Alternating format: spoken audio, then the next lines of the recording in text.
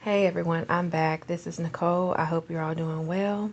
The week just started, so I'm just taking it day by day. But anyway, I wanted to bring this story from Atlanta Black Star. The title of it is A Black South Carolina Family Goes from Cotton Sharecroppers to Farm Owners. It was published just yesterday, January 29th. And it seemed like a really interesting story, so let's get into it. After years of arduous sharecropping and earning next to nothing for their work, a South Carolina woman said her family was finally able to pool their money together to purchase the farmhouse they'd always dreamed of.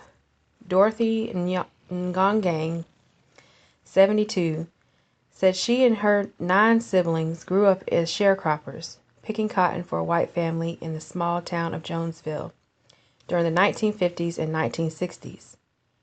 Her family of 12 stayed in a 2-room shack where they slept on grass-stuffed slacks, and her siblings were allowed just one pair of clothes at a time, according to the Washington Post.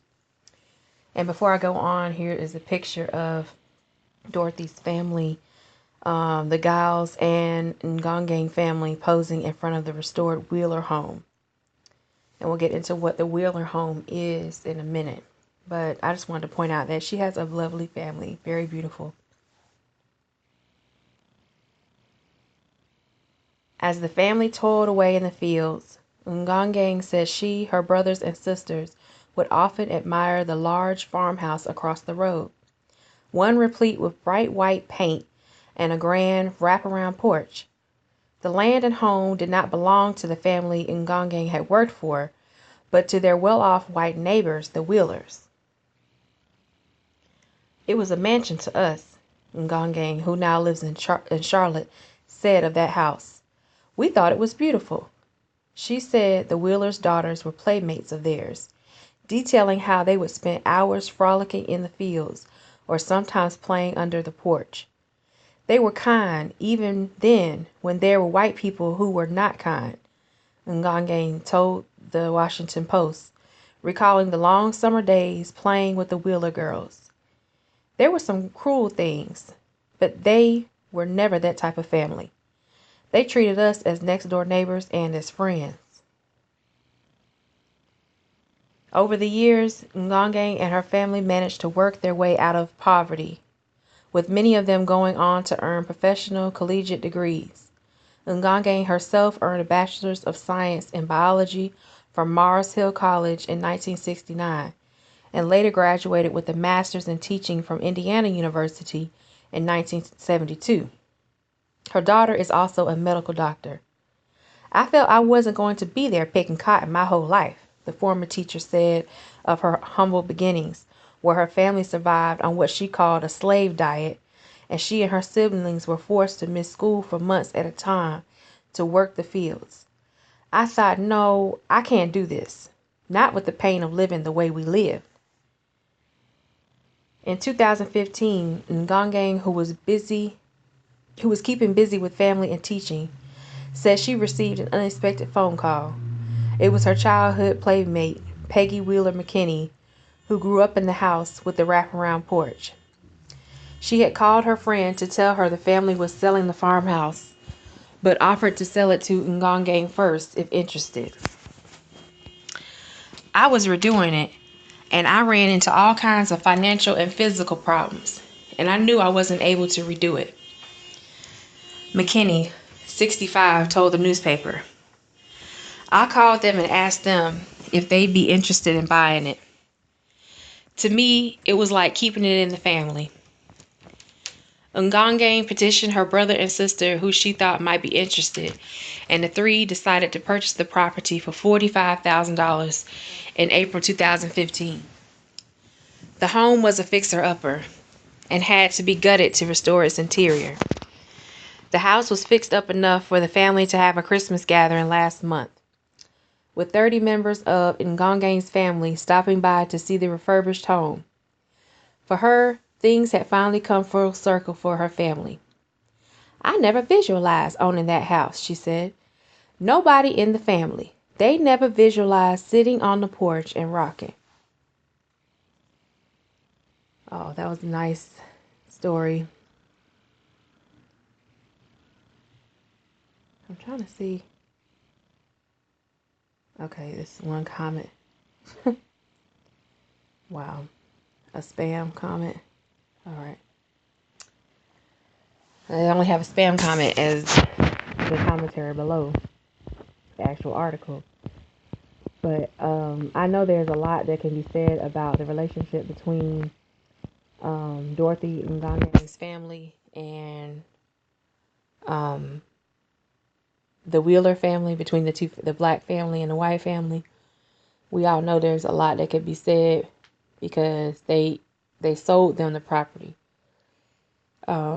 Did not want to just give them the property out the goodness of their heart. It was a business arrangement. But I want to keep it on a light note.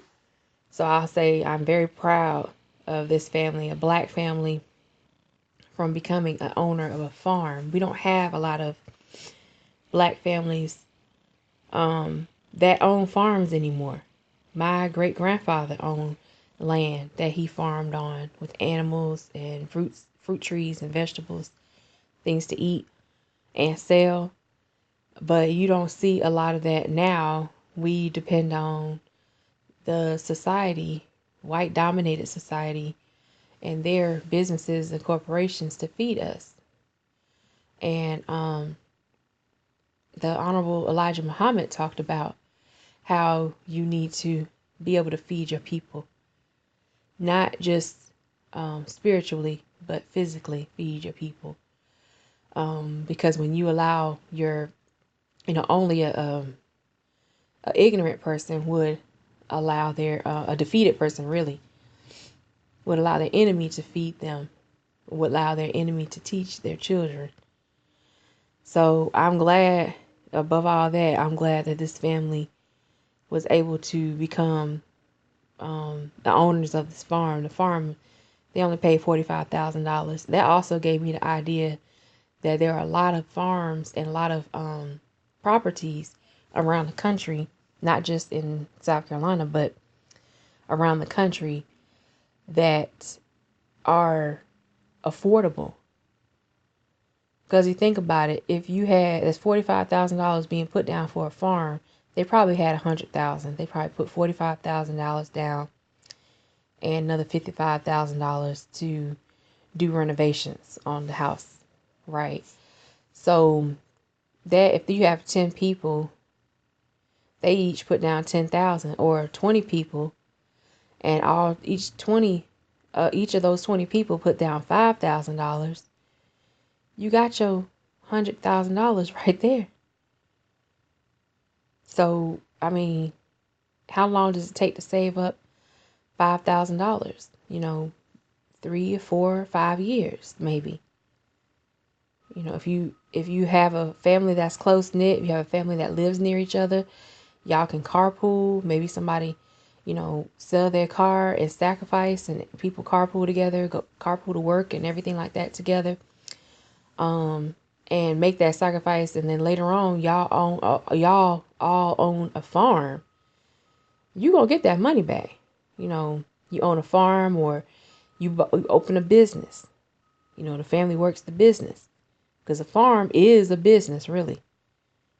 You get all kinds of tax incentives, and you get subsidies and stuff for farms, and now they have it where you can what is it? It's something about livestock. I was reading about a couple weeks ago. Excuse me, about livestock. But yeah, besides that, this is a good thing, and I'm really proud of them for doing this. It's really great. But anyway, let me know what you think in the comment section. Excuse me. Like, comment, subscribe, share the video, and don't be shy. Put a comment in the bottom. If you don't like the video, fine. I don't like the video.